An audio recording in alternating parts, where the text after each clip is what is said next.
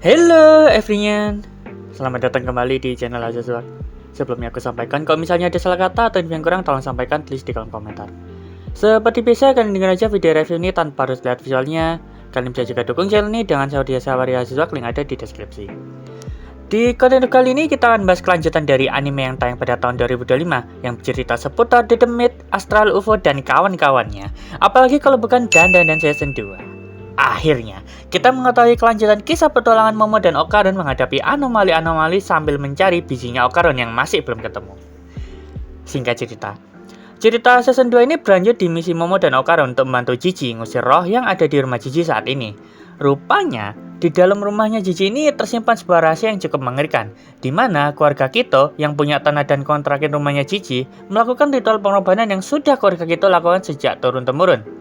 Kenapa mereka melakukannya? Karena mereka percaya dengan melakukan pengorbanan dapat membuat tanah di daerahnya menjadi terhindar dari bencana dewa. Karena Okarun dan Momo udah kepergok, mereka terpaksa harus berhadapan dengan keluarga Kito yang emang udah niat mau mengorbankan mereka sekalian. Apakah Okarun, Momo, dan Jiji dapat lolos dari keluarga Kito yang mau numbalin mereka? Kemana bijinya Okarun satunya lagi? Dan sampai kapan pencarian bijinya Okarun ini berlanjut? Apakah season 2 anime ini cukup rekomend ditonton? Ya, aku sangat merekomendasikan season 2 ini untuk kalian tonton, terutama buat kalian pecinta pembahasan makhluk konspirasi, The Demit, dan lainnya. Aku merekomendasikan kalian menonton anime ini bersama keluarga di hari Minggu, kecuali 2 episode pertama. Namun sayangnya, aku tidak merekomendasikan anime ini untuk kalian yang belum nonton season pertamanya, walaupun kalau kalian nonton langsung season 2-nya masih nyambung-nyambung aja. Bagiku, beberapa hal yang dijelaskan selama episode berjalan di season 2 ini akan menjadi pertanyaan karena sedikit sekali flashback dari season sebelumnya yang disajikan di season 2-nya. Yang buatku suka dengan season 2 ini yang pertama diangkatnya anomali selain The Demit seperti makhluk mitos atau konspirasi yang dihadapi para karakter. Ini membuat ekspansi cerita jadi makin luas, aku suka banget. Yang kedua, bagaimana sutradara dapat menempatkan backsound dengan adegan begitu tepat. Kalau kalian perhatikan, di beberapa scene pas kaget lah, pas terkejut lah, atau hal absurd, backsoundnya tuh dibuat sedramatis mungkin, yang membuat tiap episode di anime ini jadi gak monoton dan unik. Yang ketiga, animasi action yang masih konsisten oke, terutama adegan fight, walaupun di penghujung akhir episode sudah didominasi cahaya dan batu berterbangan. Yang keempat, fokusnya development kedua karakter MC kita, tidak seperti anime kebanyakan yang ku tonton sejauh ini ya. Biasanya kalau di anime-anime itu, kalau ada karakter baru, fokus ceritanya banyak ke karakter tersebut. Tapi di Dandanan Season 2 ini, ada karakter baru, fokus cerita masih lanjut di kedua MC kita. Justru nambah karakter memberikan dampak perkembangan hubungan ke kedua karakter kita ini. Yang kurang suka dari season 2 ini cuma satu ya. Hal remeh yang selalu terjadi di anime, yaitu komunikasi yang tidak tuntas. Contoh, kenapa nggak dikasih tahu dari awal kalau Jiji punya kemampuan supernatural? Akhirnya kan udah kadung diincer sama si mata iblis si Jiji dan jadi wadahnya. Atau overthinkingnya Okarun sama Ayase, udah tumbuh bibit-bibit romansa tapi masih pada jaim. Padahal mereka udah sering bersama ngadepin banyak hal dan masih banyak lagi. Untuk karakternya ada Takakuraken atau biasa dipanggil Okarun, MC kita, yang masih belum nemu bijinya yang satu lagi. Di season 2 kali ini begitu jelas terbit development karakter Okarun yang jadi lebih gentle.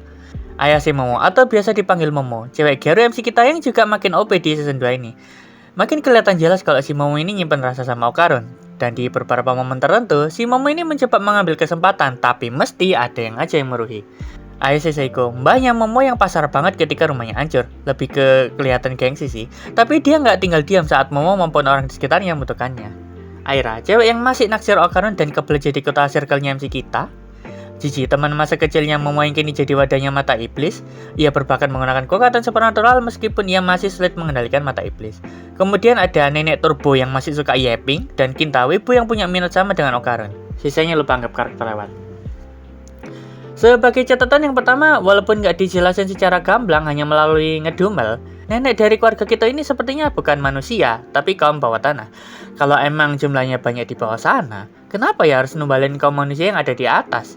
Yang kedua nggak penting sih, tapi di season 2 kali ini, anomali ini udah kejadian 2 kali muncul di depan publik. Nggak bahaya tak? Untuk rating ada di layar ini ya.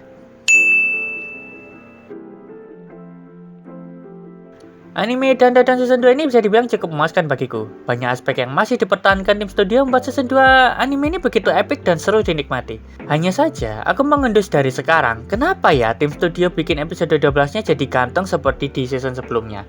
Apakah sengaja memancing kita para penonton untuk baca manganya? Atau membuat kita jadi menanti-nanti season selanjutnya? Wakaranai.